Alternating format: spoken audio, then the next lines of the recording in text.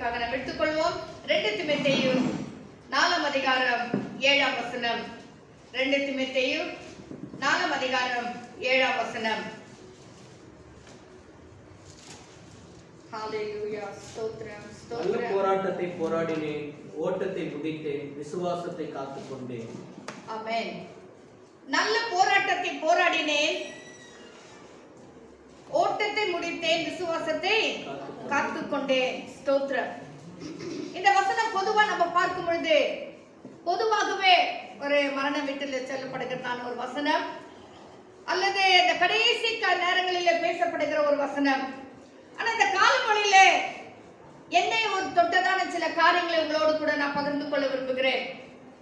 முதலாவது நாம் பார்க்கும்போது அப்போஸ்தலனாகிய பவுல் தீமோத்தேயுக்கு எழுதும்போது அவர் சொல்லுகிறார், நல்ல போராட்டத்தை போராடினேன்.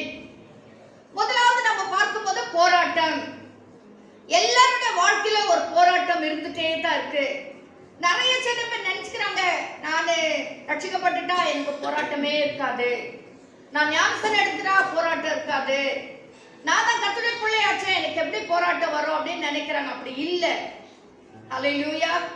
கர்த்தருடைய பிள்ளைகள் எல்லாருக்குமே ஒரு போராட்டம் இருந்துட்டே தான் இருக்கும். பவுல் அப்போஸ்தலன் கூட ரொம்ப போராட்டம். அவர் சொல்றாரு, ஒரு முள் என்னோட வாழ்க்கையில கொடுக்கப்பட்டிருந்துச்சுன்னு சொல்றாரு. முள்ளுதான் அவருக்கு ஒரு போராட்டம். இன்னும் நம்ம கீழே வாசிக்க போறோம்.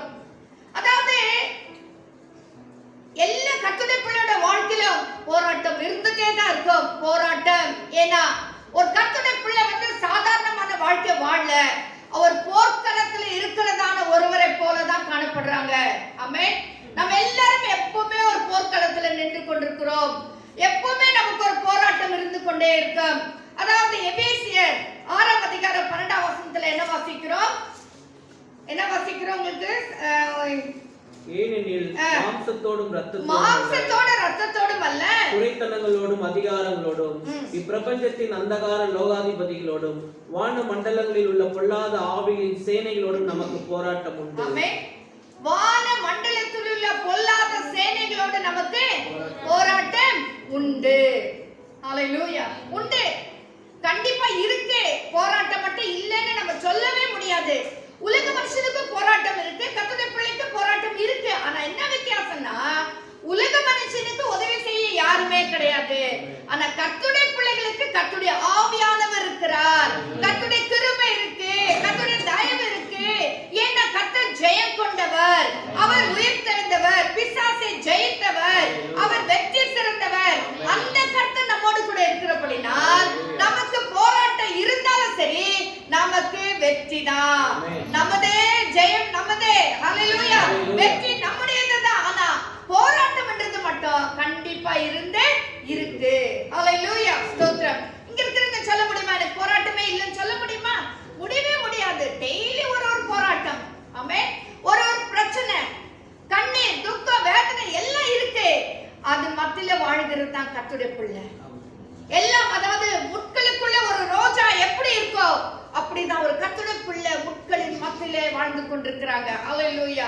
இந்த போராட்டத்தை நம்ம பார்க்கும்போது 2 விதமான போராட்டம் உண்டு. ஒண்ணு வந்து உலக பிரகாரமான போராட்டம். ஆமென். வாசிங்க 2 கொரிந்தியர் 11 அதிகாரம் 23 வசனத்திலிருந்து. கிறிஸ்துவின் ஊழியக்காரரா, நான் அதிகம் புத்தியினமாய் பேசுகிறேன், நான் அதிகமாய் பிரயாசப்பட்டவன். பாருங்க எப்படி நான் ஒரு ஊழியக்காரனா. 2 கொரிந்தியர் 11:23. ஆமாங்க, வாசிங்க. நான் அதிகமாய் பிரயாசப்பட்டவன், அதிகமாய் அடிபட்டவன், அதிகமாக அடிபட்டவன், அதிகமாய் காவல்களில் வைக்கப்பட்டவன். பாத்தீங்களா? இது உலக பிரகாரமான ஒரு போராட்டம். நான் அதிகமாய் காவலில் வைக்கப்பட்டேன். அநேக தரம் மரண அவதியில் அகப்பட்டவன். யூதர்களால் 1 40 அடியாக 5 தரம் அடிபட்டேன். எப்படி பாத்தீங்களா? 1 40 அடி 5 முறை அடிபட்டாராம். 3 தரம் மிலாறுகளால் அடிபட்டேன், 1 தரம் கல்லேறி உண்டேன், 3 தரம் கப்பல் சேதத்தில் இருந்தேன், கடலிலே ஒரு ராப்பகல் முழுவதும் போக்கினேன், அநேக தரம் பிரயாணம் பண்ணினேன், ஆறுகளால் வந்த மோசங்களிலும் கள்ளரால் வந்த மோசங்களிலும், என் சுய ஜனங்களால் வந்த மோசங்களிலும், அந்நிய ஜனங்களால் வந்த மோசங்களிலும், பட்டணங்களில் உண்டான மோசங்களிலும், வனாந்தரத்தில் உண்டான மோசங்களிலும், சமுத்திரத்தில் உண்டான மோசங்களிலும், கள்ள சகோதரரிடத்தில் உண்டான மோசங்களிலும், பிரயாசத்திலும் வருத்தத்திலும், அநேக முறை கண் விழிப்புகளிலும், பசியிலும் தாகத்திலும், அநேக முறை உபவாசங்களிலும், குளிரிலும், நிர்வாணத்திலும் இருந்தேன். பாத்தீங்களா? இன்னும் 30ஆம் வசனம் வரைக்கும் பாருங்க. என்னன்றாரு? இவ்வளோ நான் பாடுபட்டேன். இது என்ன பாடு தெரியுமா? உலக பிரகாரமான பாடு. உலகத்துல இருக்கும் பொழுது இப்படிப்பட்ட பிரச்சனைகள் எல்லாம் வரும். அல்லேலூயா. இப்படிப்பட்ட பாருங்க, கள்ள சகோதரர்களா வந்த பிரச்சனை, மோசம், வருத்தம், என்னன்னா சொல்றாரு பாருங்க. பிரயாசத்திலும் வருத்தத்திலும், அநேக முறை கண் விழிப்புகளிலும், பசியிலும் தாகத்திலும், அநேக முறை உபவாசங்களிலும், குளிரிலும், நிர்வாணத்திலும் இருந்தேன். பாத்தீங்களா? இதெல்லாம் உலகத்துல இருக்கிற வரைக்கும் ஒரு மனுஷனுக்கு வரக்கூடியதான காரியங்கள். ஆனால் இது மட்டுமல்ல, ஒரு ஆவிக்குரிய போராட்டம் கூட நமக்கு உண்டு. அதனால் எபேசியர் 6ஆம் அதிகாரம் 12ஆம் வசனத்துல வாசித்தோம். நமக்கெல்லாம் எப்பேற்பட்ட போராட்டம்? மாம்சத்தோடும் ரத்தத்தோடும் அல்ல. ஆமென். இந்த பிரச்சனை எல்லாம் உலக பிரகாரமான காரியங்கள் எல்லாம் 2 கொரிந்தியர்ல வாசித்த மாதிரி இருக்கும். ஆனால் ஒரு கர்த்தருடைய பிள்ளைக்கு அதை விட ஒரு மேலான போராட்டம். இது போராட்டம் தான் நமக்கு. பாருங்க எவ்வளவு பிரச்சனை பாருங்க. ராம் முழுவதும் கடல்ல சமுத்திரத்துல இருந்தானா, கண் விழிப்புல இருந்தான். எவ்வளவு பிரச்சனை.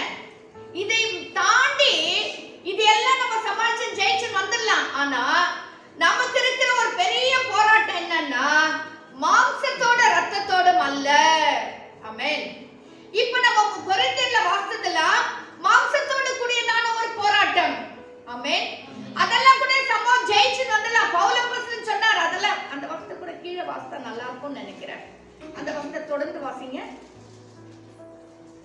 28ஆம் வசனம். இவை முதலானவைகள் அல்லாமல் எல்லா சபைகளை குறித்தும் உண்டாயிருக்கிற கவலை. பாத்தீங்களா?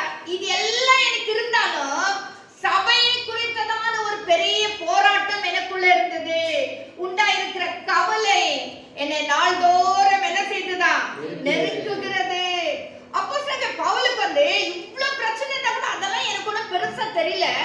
ஆனா தினந்தோறும் ஒரு சபையை குறித்ததான ஒரு வருத்தம், ஒரு நெருக்குதல். ஐயோ இந்த சபை இப்படி இருக்க, விசுவாசிகள் இப்படி இருக்காங்களே, ஐயோ சொல்லி ஒரு கலங்குகிறதான ஒரு போராட்டம். இதுதான் கர்த்தருடைய பிள்ளைக்கு இருக்க வேண்டிய ஒரு நல்ல போராட்டம். ஹல்லேலூயா.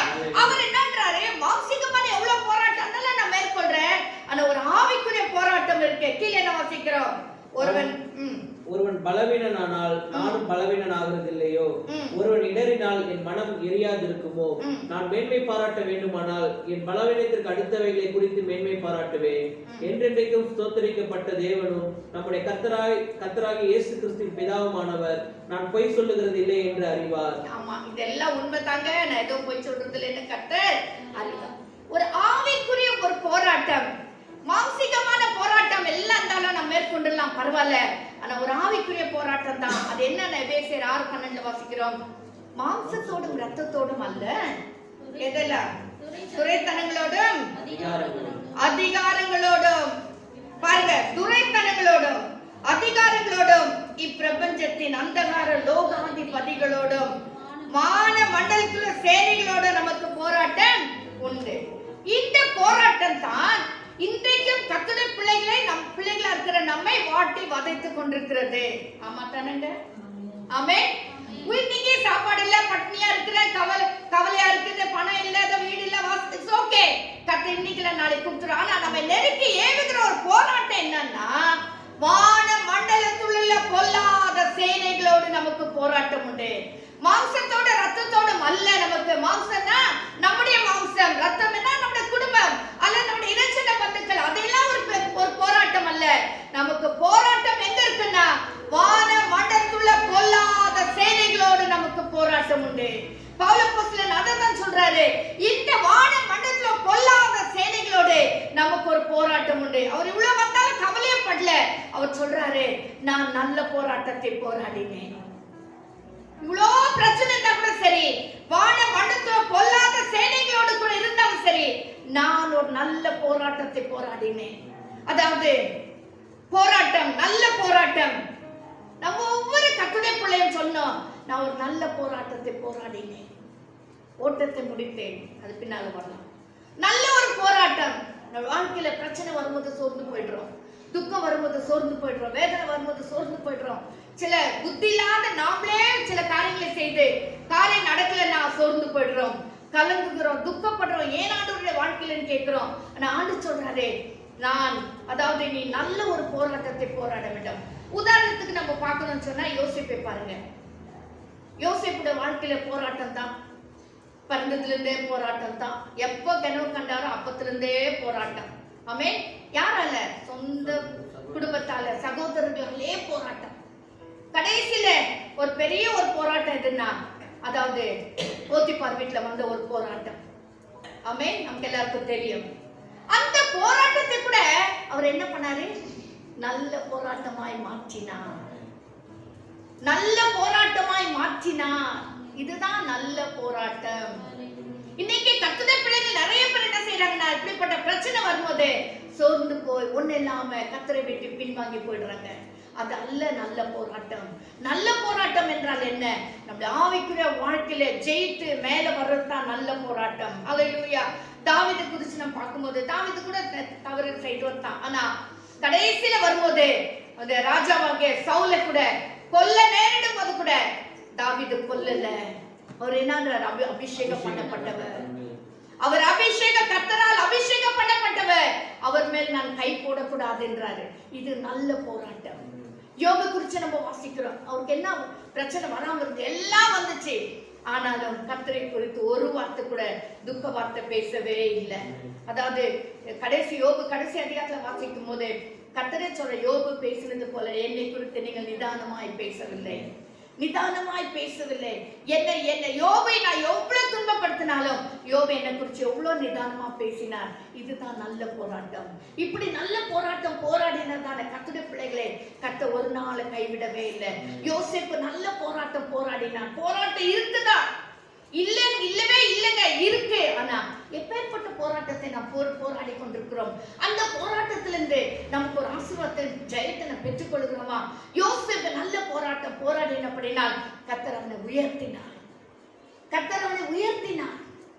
அந்த எகிப்து தேசத்துக்கே ஒரு தளபதியாக, ராஜாவாக, ஆளுகிற ஒருவராக கர்த்தர் மாற்றினார். முத்திர மோதிரத்தை கர்த்தர் கொடுத்தார். அவனை அதிகாரியாக வைத்தார். ஏன்? அவர் ஒரு நல்ல போராட்டம் இருந்தது, கடைசி வரைக்கும் இருந்துதான். ஆனா அந்த கடைசி ஒரு போராட்டம் வந்துச்சு பாருங்க. இதெல்லாம் நீ ஜெயிச்சிட்ட, இப்ப நீ வாலிபன், இதுல நீ ஜெயிச்சு பார்க்கலாம், சத்ருவான கொண்டு வந்திருப்பான். ஆனா அதுலயும் அவர் போராடி ஒரு நல்ல போராட்டத்தை முடித்தார். அல்லேலூயா. தாவீதும் அப்படிதான், பாவம் செய்தவர் தான், தப்பு செஞ்சவர் தான். ஆனா கடைசி வரைக்கும் கூட அவர் அந்த ராஜாவின் மேல் கை போடாதபடிக்கு தன்னை அவர் காத்துக்கொண்டார். நல்ல போராட்டம். யோபு கூட அப்படித்தான், கடைசி வரைக்கும் காத்துக்கொண்டார். யோபுல வாசிக்கிறோம், என் மீட்பர் உயிரோடு இருக்கிறார் என்றும், கடைசி நாளில் அவர் என்ன செய்வார்? பூமியின் மேல் நிற்பார் என்றும் நான் என்ன செய்வேன்? அறிந்திருக்கிறேன். அன்னை கண்களால் அல்ல, என் சொந்த கண்களால் நான் அவரை பார்ப்பேன். அந்த ஒரு பெரிய நம்பிக்கை, ஒரு திடகாத்திரம் யோபு வைத்திருந்தார். ஆனபடினால் தான் கர்த்தரை குறித்து அவர் தவறாக எதுவும் பேசல. மனைவி சொல்லும் போது கூட சொல்றாங்க, பைத்தியக்காரி பேசுகிறது போல பேசுகிறாய் அல்லவா, நன்மை பெற்ற நாம் தீமை அனுபவிக்க கூடாதா? கர்த்தர் கொடுத்தார், கர்த்தர் எடுத்தார், கர்த்தருடைய நாமத்திற்கு மகிமை உண்டாகட்டும் என்று சொல்லி யோபு சொல்லுகிறதை பார்க்கிறோம். கர்த்தருடைய பிள்ளைகளை இதாங்க நல்ல போராட்டம். வாழ்க்கையில நாம் சோர்ந்து போயிடக்கூடாது. இந்த போராட்டம் போராடணும்னா நமக்கெல்லாம் என்ன தேவை?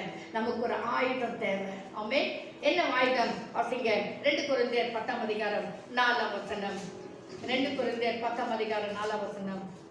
எங்களுடைய போராயுதங்கள் மாம்சத்திற்கு ஏற்றவைகளா இராமல் அரண்களை நிர்மூலமாக்குறதுக்கு தேவ பலம் உள்ளதா இருக்கிறது. ஆமென்.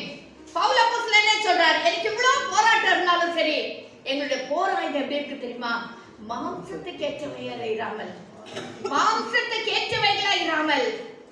மாம்சத்துக்கு என்ன கத்தி ஈட்டி எடுத்துட்டேன், இல்ல எனக்கு ரொம்ப பேச தெரியும், நான் பேசி, அல்லது நான் வாக்குவாதம் பண்ண தெரியும், வாக்குவாதம் பண்ணி, அல்லது நான் இப்படி பேசுறேன், அப்படி பண்ணிடுறேன், இதை பண்றேன், அதை பண்றேன், எதுவுமே மாம்சத்துக்கு ஏற்றவைகளா எந்த காரியங்களை செய்யாதபடிக்கு அவர் என்னன்றாரு? அரண்களை நிர்மூலமாக்குறதுக்கு தேவ பலன் உள்ளதா இருக்கிறது. ஹல்லேலூயா. நமக்கு அரண்களை நிர்மூலமாக்க வேண்டுமானால் தேவ பலன் உள்ளதா இருக்க வேண்டும். அது தேவனால் அபிஷேகம் பண்ணப்பட்ட ஒரு ஆயுதமா இருக்க வேண்டும். மாம்சத்துக்குரிய ஆயுதங்களை நாம் எடுப்போமானால் ஒரு நாள்ல நாம் வெட்கப்பட்டு போய்விடுவோம். ஒரு நாளில நாம் கீழே விழுந்து விடுவோம். மாம்சம் எப்பவுமே நமக்கு சப்போர்ட் பண்ணாது, நமக்கு உதவி செய்யாது, நம்மை தூக்கி பிடிக்காது. நம்மை தூக்கி பிடிக்கிறதெல்லாம் ஆவியின் பட்டயம். ஹalleluya. ஆவிக்குரிய காரியம், நம்முடைய ஜெபம், நம்முடைய தாழ்மை, நம்முடைய பொறுமை, நம்முடையதான கீழ்ப்படிதல், நம்ம விட்டு கொடுக்கிற அனுபவம், இது எல்லாம் தான் நம்ம என்ன செய்யும்? போராட்டத்திலிருந்து எழுந்து நிமிர்ந்து நிற்க பண்ணும். நாம் வாயை விட்டுட்டா அல்லது எனக்கு முடியும் சொல்லி வடவடன்னு பேசி தள்ளிட்டா அதனால நம்ம ஜெயிக்கவே முடியாது. ஹalleluya. பொறுமைதான் கடைசி வரைக்கும் நம்மை காத்துக்கொள்ளும். இதுதான் ஒரு ஆவிக்குரியதான பட்டயம். ஹalleluya. எபேசியர் 6ஆம் அதிகாரம் 17ஆம் வசனத்துல என்ன வாசிக்கிறோம்னா, அதாவது மாம்சத்துக்குரிய ரட்சணியம் என்னும் தலைசீராவை அணிந்து கொள்ளுங்கள், தேவ வசனமாகிய ஆவியின் பட்டயத்தை எடுத்துக் கொள்ளுங்கள். அதாவது ஆவியின் பட்டயம் என்ன? ஆவியின் பட்டயம் வேத வசனம். இந்த வேத வசனம் தான் நமக்கு ஒரு பட்டயமாக இருக்கிறது. நாம் அந்தகார கிரியைகளை, லோகாதி பதிகளை, வான மண்டலத்துல சேனைகளோட எதிர்த்து நிற்கணும்னு சொன்னா இந்த வேத வசனத்தை நாம் பயன்படுத்த வேண்டும். இந்த வேத வசனத்துல ஜீவன் இருக்கிறது. இந்த வேத வசனத்துக்கு அதிகாரம் இருக்கிறது. ஹalleluya. இந்த வேத வசனம் ஜனங்களை உயிர்ப்பிக்கிறதா இருக்கு. அதாவது அந்தகார கிரியைகளை மடங்கடிக்கக்கூடிய வல்லமுள்ள வார்த்தைகளா இருக்கு. ஆனபடியால் நாம் என்ன செய்ய வேண்டும்? வேத வசனமாகிய பட்டயத்தை நாம் எடுத்துக்கொள்ள வேண்டும். அந்த பட்டயம் எங்க இருக்குன்னா பைபிள் இருந்தா போதாது, கையில இருந்தா போதாது, உள்ளத்திலே காணப்பட வேண்டும். ஹalleluya. மனசுல நிறைய பேருக்கு வசனம் இருக்கும், பாத்துக்கிறீங்களா? டக்கு டக்குன்னு வசனம் சொல்லுவாங்க, ஆனா அது உள்ளத்துல போகாது. வசனம் உள்ளத்துல இருக்கணும். நம்ம இருதயமாகிய பலகையிலே அது எழுதப்பட்டிருக்கணும், உள்ளத்துல காணப்படணுங்க. மனசுல இருந்தா என்ன செய்யும்? அது பெருமைக்காக அப்பப்ப வெளியே வந்துட்டே இருக்கும், ஆனா அதுல கீழ்ப்படிதல் இருக்காது. எத்தனை பேர் புரிஞ்சுக்கிறீங்கன்னு எனக்கு தெரியல. சிலர் நீங்க சொல்வீங்க, நீ கூட நினைச்சுப்பீங்க, என்ன இவ்வளவு வசனம் சொல்றாங்க, ஆனா அவங்க நடந்துக்கிற விதமே வேற மாதிரி இருக்கு. பேசக்கூடாது, கோபப்படக்கூடாதுன்றாங்க. டக்குன்னு அவங்க என்ன இப்படி கோபப்பட்டுக்கிறாங்க, வசனம் இப்படி சொல்லுதுன்றாங்க, ஆனா அவங்க கிரியை பார்த்தா அப்படி இல்லையே. ஏன் சொல்லுங்க? அந்த வசனம் உள்ளத்துல போல, அந்த வசனம் மனசுல தான் இருக்கு. மனசளவுல வசனம் இருந்தாலும் பிரயோஜனப்படாது. இந்த வேத வசனமாகிய பட்டயம் நம்முடைய உள்ளத்துல காணப்பட வேண்டும். அது உள்ளத்துல எழுதப்பட்டிருந்தா மட்டும்தான் ஆவியானவர் கிரியை செய்ய முடியும். அது நமக்கு பலன் உள்ளதாக மாற முடியும், பிரயோஜனம் உள்ளதாக மாற முடியும். அந்த வசனத்துக்கு ஒரு ஜீவன் இருக்கு. ஹalleluya. இன்னுமாக எபிரேயர் 4ஆம் அதிகாரம் 12ஆம் வசனத்துல என்ன வாசிக்கிறோம்?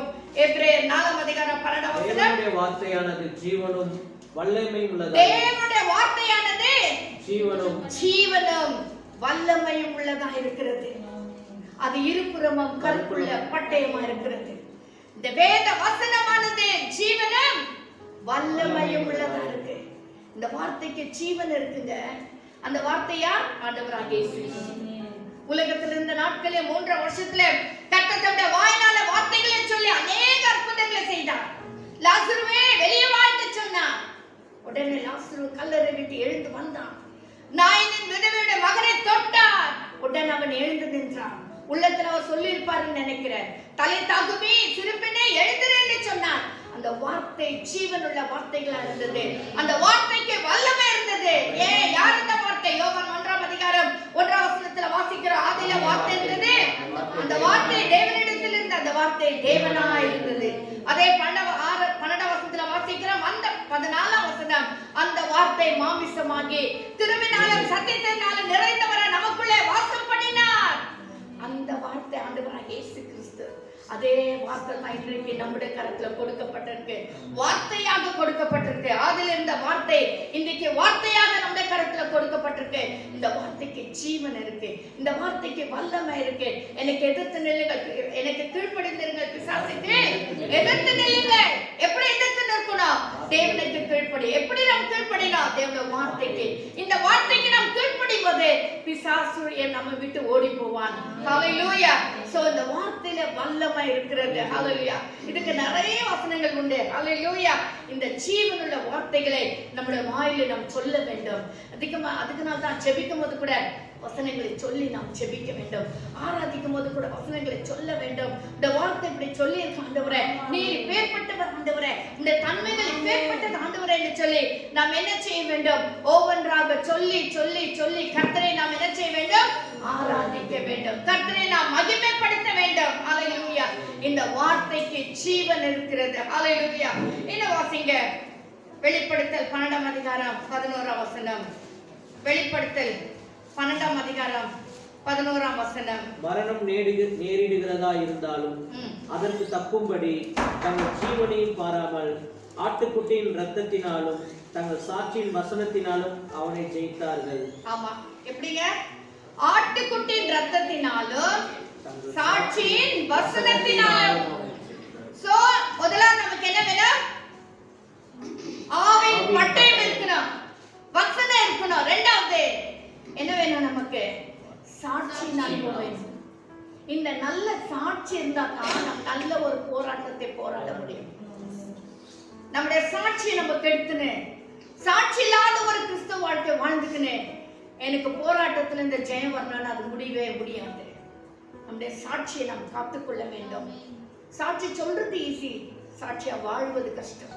இன்னைக்கு ஈஸியா சொல்லிடலாம், ஆனா சாட்சியா வாழ்ந்து காட்டுவது தான் கஷ்டம். கர்த்தர் அதுதான் விரும்புறாரு. நீங்கள் சாட்சியா இருக்கணும். அப்போஸ்தலர் 1ஆம் அதிகாரம் 8ஆம் வசனத்துல கூட வாசிக்கிறோம்.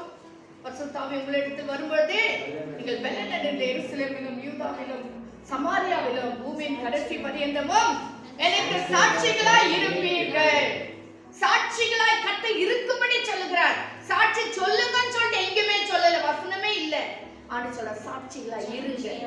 நீங்க எந்த மூலை முடுக்கல போனாலும், நீ யூதேயா போனாலும் சரி, சமாரியா போனாலும் சரி, இல்ல பூமியின் கடைசி வரையும் போனாலும் சரி, நீ செய்ய வேண்டியதெல்லாம் ஒரு காரியம் என்ன தெரியுமா? கர்த்தருடைய பிள்ளையே, சாட்சியாய் இருக்க வேண்டும், சாட்சியாய் வாழ வேண்டும். நம்முடைய பேச்சுல, நம்முடைய கிரியையில, நம்முடைய செயல்ல, நம்முடைய தியானிக்கிற தியானத்துல, ஜெபத்துல, நம்ம ஜெபிக்கிறது ஒண்ணு, செய்யற கிரியை ஒண்ணுன்னா அது ஆகவே ஆகாது. அது சாட்சி அல்ல.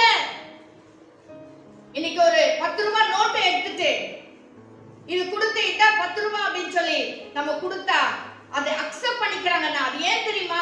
கடையில கொண்டு போய் கொடுக்கிற காசு அக்செப்ட் பண்ணி நீ கேட்க பொருளை கொடுக்கறாங்க. என்ன ஏன் தெரியுமா? அதுல போட்டிருக்குது the bearer.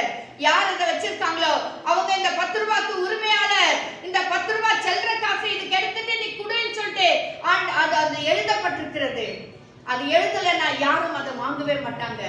புரியுதுங்களா? அந்த நோட்டுக்கு பிரயோஜனமே இருக்காது. இன்னைக்கு ஒரு கர்த்தருடைய பிள்ளையானால் சாட்சி உள்ள ஜீவியம் வேணும். சாட்சி இல்லாம நாம் வாழ்ந்தால் நாம் கண்டிப்பா போராட்டத்துல மேற்கொள்ளவே முடியாது, நல்ல போராட்டத்தை போராடவே முடியாது. ஹalleluya. திருப்பி வாசிங்க 2 பேத்தையும் இல்ல இன்னும் 2-3 வசனங்கள் வாசிக்கலாம். ரோமர் 13ஆம் அதிகாரம் 12ஆம் வசனம் வாசிங்க. ரோமர் 13:12. இரவு சென்று போயிற்று, பகல் சமீபமாயிற்று. ஆகையால் அந்தகாரத்தின் கிரியைகளை நாம் தள்ளிவிட்டு ஒளியின் ஆயுதங்களை தரித்துக் கொள்ள கடவோம். அந்தகார கிரியைகளை தள்ளிவிட்டு ஒளியின் ஆயுதங்களை தரித்துக் கொள்ள கடவோம். ஆயுதம், the weapons, ஒளியின் ஆயுதங்களை தரித்துக் கொள்ளணும். அது என்னையா ஒளியின் ஆயுதம்? இதுதான் நம்முடைய சாட்சி, நம்முடைய ஜெபம், நம்முடைய பரிசுத்தம், வேத வசனம். ஓகே, இது எல்லாம் தான் ஒளியின் ஆயுதங்கள். இவைகளை நம்ம விசுவாசம், நம்பிக்கை, இதெல்லாம் நம்ம தரித்துக் கொள்ளணும்னு சொன்னா அன்பு, தாழ்மை, பொறுமை, இதெல்லாம் நம்ம தரித்து கொண்டால் கர்த்தர் சொல்ற வசனத்துல என்ன வாசிக்கிறோம்? இரவு சென்று போயிட்டு பகல் வந்துச்சு. இனி கடைசி நாட்களிலே நாம் வந்திருக்கிறோம். ஒளியின் ஆயுதங்களாகிய இப்பேற்பட்ட ஆவிக்குரிய கனிகளோடு கூட வேத வசனத்தையும் ஜெபத்தையும் உபவாசத்தையும் கர்த்தர் மேல் வைத்திருக்கிற நம்பிக்கை நாம் பற்றி கொண்டால், அதை நாம் காத்து கொண்டால் நிச்சயமாக ஜெயம் நமக்கு. ஹல்லேலூயா. அடுத்ததா ஒரு காரியத்தை உங்களோடு நான் பகிர்ந்து கொள்ள விரும்புகிறேன். அதாவது நல்ல போராட்டத்தை நம்ம பார்த்தோம். யோசேப்பு, தாவீது, யோபு, ஆபிரகாம், எல்லாரும் இன்னும் கூட நிறைய புஸ்தகங்கள் இருக்காங்க. இதுல ஒண்ணு தான் உங்களோட நான் பகிர்ந்து கொள்ள விரும்புறேன். என்னன்னா சாம்சன், சிம்சோன் நல்ல போராட்டத்தை போராடினாரா? இல்ல. அவர் தாயின் கர்ப்பத்திலிருந்தே தெரிந்து கொள்ளப்பட்டவர். ஆமென். இவர் பிறக்கிறதுக்காக அம்மா விரதம் இருந்தாங்க. அம்மா சாப்பிடாம குடிக்காம இருந்தாங்க. ஏன்னா கர்த்தர் சொன்னாருன்னு. அந்த பிள்ளைக்காக அவ்வளவு பக்தி வைராக்கியமா இருந்து பெற்றெடுத்ததான ஒரு பிள்ளை தான் அந்த சிம்சோன். ஆனா அவர் நல்ல போராட்டத்தை போராடவே இல்லை. அவர் போராடினதெல்லாம் கெட்ட ஒரு போராட்டம். அவருடைய வாழ்க்கை எப்படி முடிஞ்சிச்சு பார்த்தீங்களா? பெலிஸ்தரோடு கூட அவரும் சேர்ந்து சாக வேண்டிய ஒரு நிலைமை. கர்த்தர் அதுக்காக அவரை தெரிந்து கொண்டார். கர்த்தர் அதுக்காக அவரை தெரிந்து கொள்ளல. அவர் இஸ்ரவேல் ஜனங்களை மீட்கும்படியா தான் சிம்சோனை தெரிந்து கொண்டார். ஆனா இவரோ அதாவது பெலிஸ்தரோட கையில போய் சிக்கிக்கொண்டு நல்ல போராட்டம் போராடாதபடிக்கு ஒரு கெட்ட போராட்டத்தை போராடி பெலிஸ்தரோடு கூட சாக வேண்டிய ஒரு நிலைமை. இன்னைக்கு கர்த்தருடைய பிள்ளைகளா இருக்கிற நம்முடைய வாழ்க்கையில நாம் சிம்சோனை போல போராடக்கூடாது. போராட்டம் இருக்கு, கண்டிப்பா இருக்கு. நமக்கு எல்லாருக்கும் ஒரு உலக பிரகாரமான போராட்டத்தோடு கூட ஒரு ஆவிக்குரிய போராட்டம் கண்டிப்பா இருக்கு. ஆனா எப்படி நம்ம அதை போராடி ஜெயிக்கிறோன்றது தான் பார்க்கணும். நம்ம இங்க சிம்சோன் ஒரு கெட்ட போராட்டத்தை போராடி தன் வாழ்க்கையை இழந்து விட்டான். கர்த்தர் அவர் மேல் வைத்த குறிக்கோளை நிறைவேற்றவே இல்லை. கர்த்தர் அவர் மேல் வைத்த சித்தத்தை நிறைவேற்றவே இல்லை. அவர் கர்த்தருடைய சித்தத்துக்கு ஒப்பு கொடுக்கவே இல்லை. கர்த்தருடைய காரியத்தில் அவர் ஈடுபடவே இல்லை. அவர் என்னவோ நான் ஏன் இஷ்டத்துக்கு வாழறேன் வாழ்ந்து கடைசியாக ஒன்றும் இல்லாம அல்லேலூயா பெலிஸ்தரோடு கூட மறிக்க வேண்டிய ஒரு சூழ்நிலை. கர்த்தர் அதுக்காக நம்ம தெரிஞ்சுக்கல. கர்த்தர் தெரிஞ்சதெல்லாம் நாம் அநேகருக்கு பிரயோஜனமுள்ள பாத்திரங்களாக மாற வேண்டும். ஹல்லேலூயா. சோ சிம்சோனை போல நாம் வாழக்கூடாது. ஹல்லேலூயா. வாசிங்க அதே 1 தீமோத்தேயு 4:17 என்ன சொல்றாரு அப்போஸ்தலனாகிய பவுல்? போராட்டம் உண்டு, அதுல நல்ல போராட்டத்தை நான் போராடினேன். கடைசி என்ன வாசிக்கிறோம்? ஓட்டத்தை முடித்தேன். ஆமென். நம்ம எல்லாரும் ஒரு போராடுகிற பிள்ளைகளா இருந்தாலும் நம்ம எல்லாருக்கும் நமக்கு ஒரு ஓட்டம் இருக்கிறது. ஓட்ட களத்துல ஓடக்கூடியதான ஒரு அத்லெட்ஸாக நம்ம எல்லாருமே இருக்கிறோம். ஆமென். நம்ம எல்லாம் போயிட்டு அத்லெட்ஸாக ஸ்டேடியம்ல இல்ல நம்ம தேசத்துக்காக நம்ம யாரும் ஓடுறது இல்ல. ஆனா கர்த்தர் நம்மளை ஓட்ட களத்துல தான் வச்சிருக்காரு. கர்த்தர் நமக்குன்னு ஒரு பாதை வச்சிருக்காரு.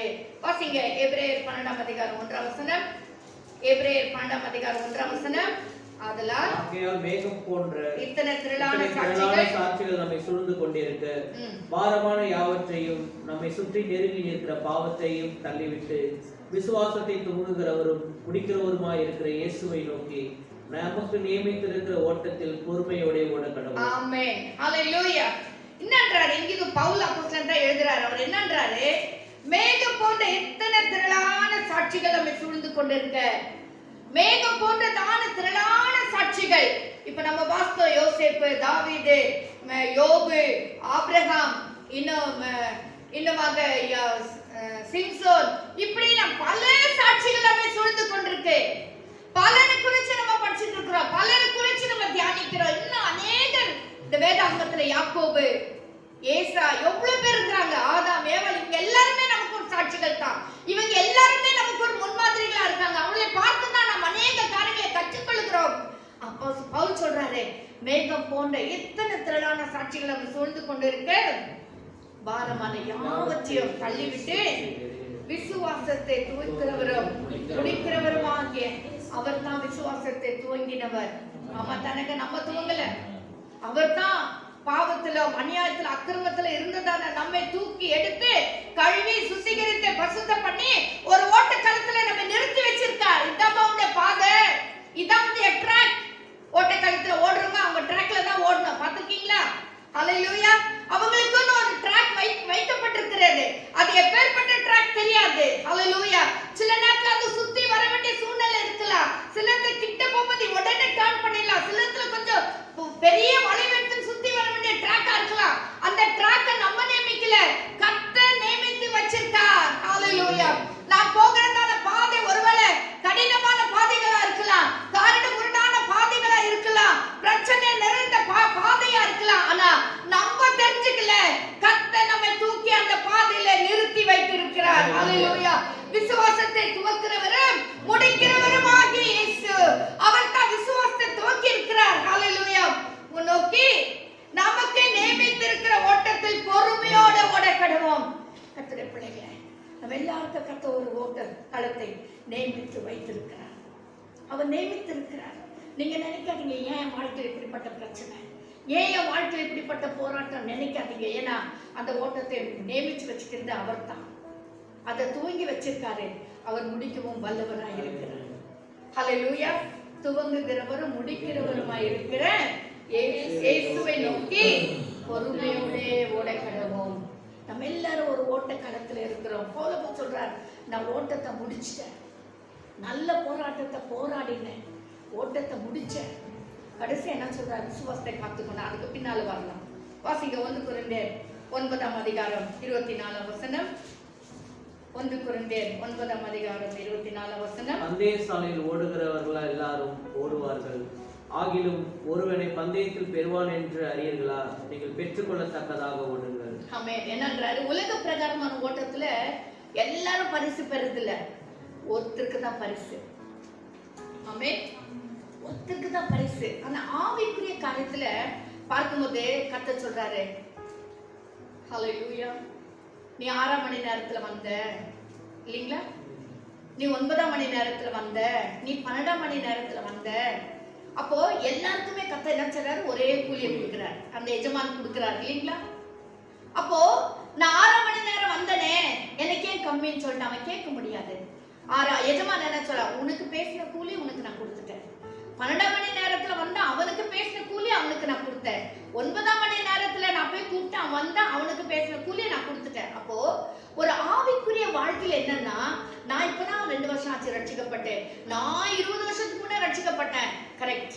உனக்கு கொடுக்க வேண்டிய பலனை கர்த்தர் உனக்கு கொடுப்பார். நீ 10 வருஷம் ஆச்சு ரட்சிக்கப்பட்ட, நானு எங்கங்க இந்த சபை ஆரம்பிக்கிறதுக்கு முன்னாலே இருந்தேங்க நானு. கரெக்ட், நல்லதுதான். ஆனா கர்த்தர் உனக்கு என்ன கொடுக்கணும்னு கர்த்தர் நியமிச்சாரோ அதை உனக்கு கொடுப்பார், கண்டிப்பா கொடுப்பார். ஆனா இப்பதான் நேத்து புதுசா ரட்சிக்கப்பட்ட.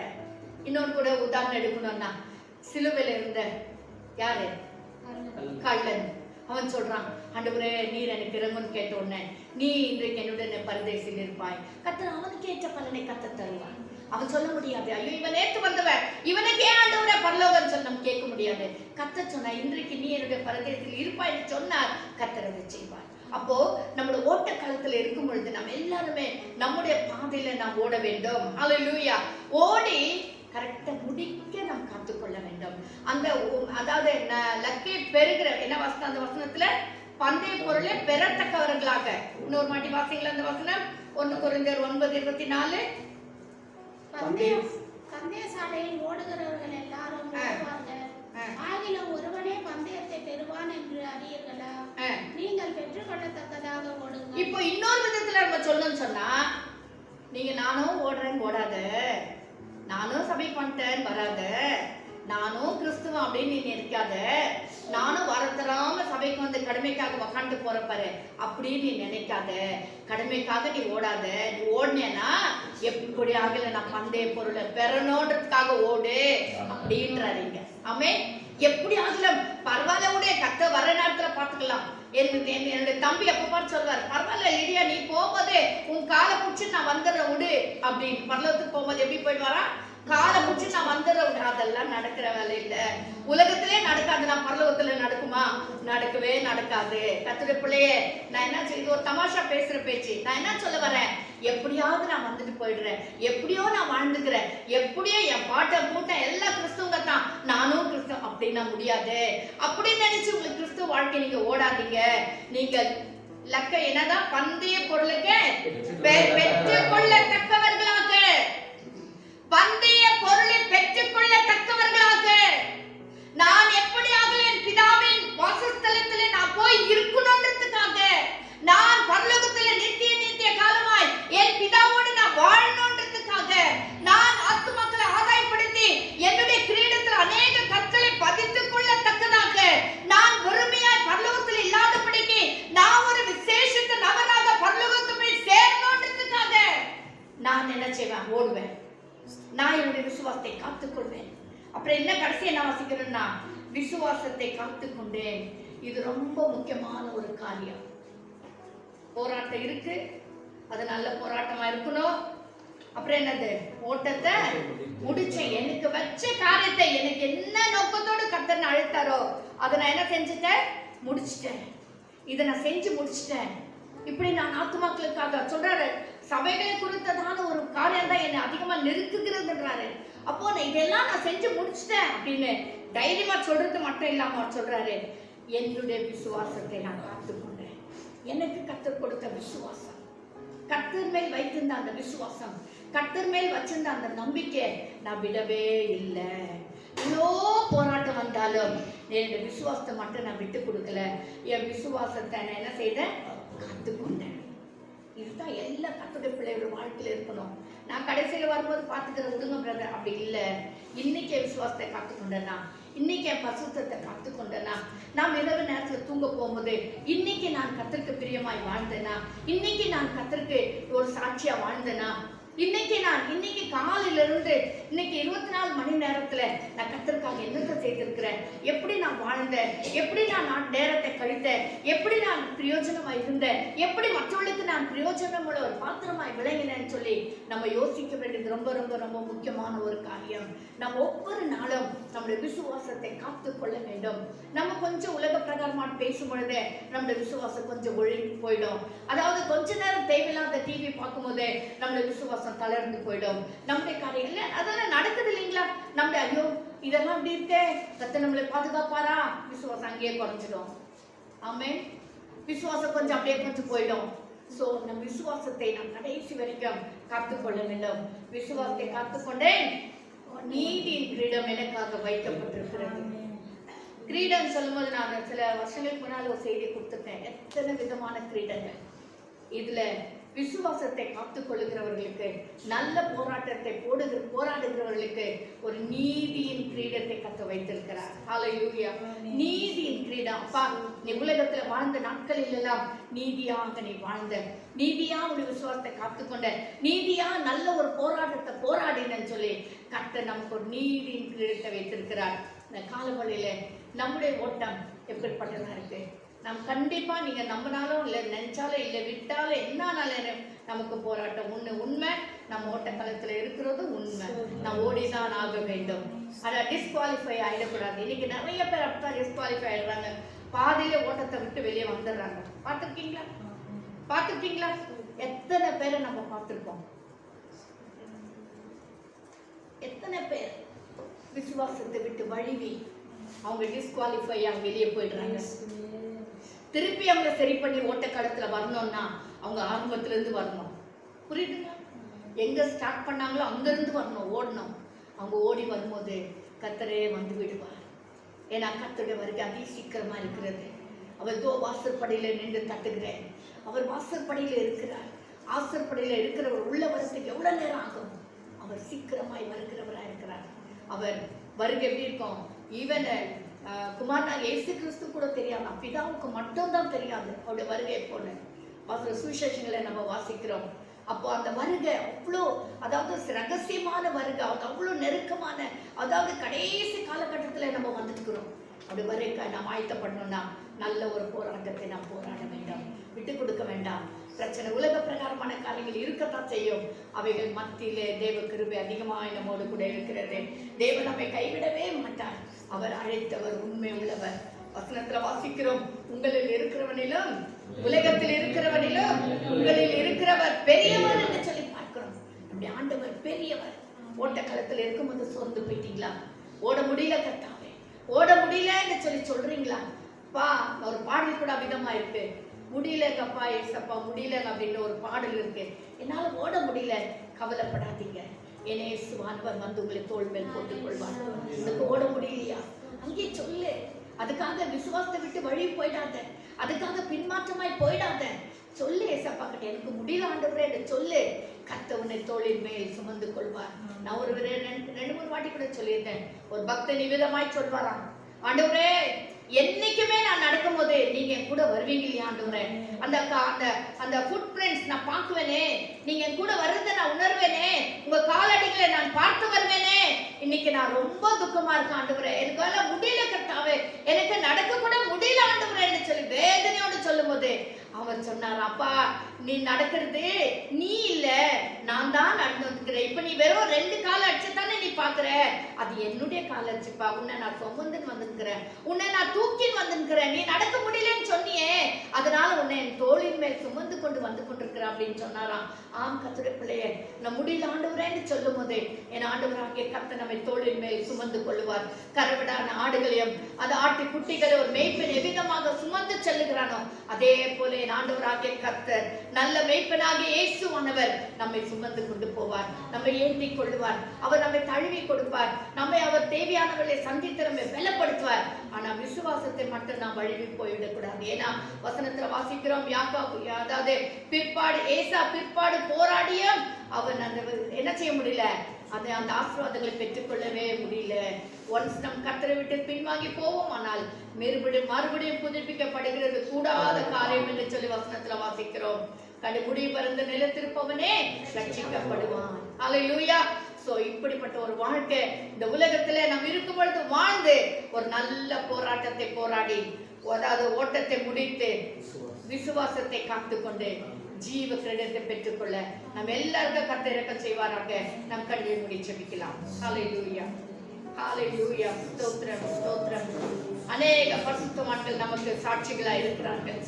திரளான சாட்சிகள் நம்மை சூழ்ந்து கொண்டிருக்கிறது.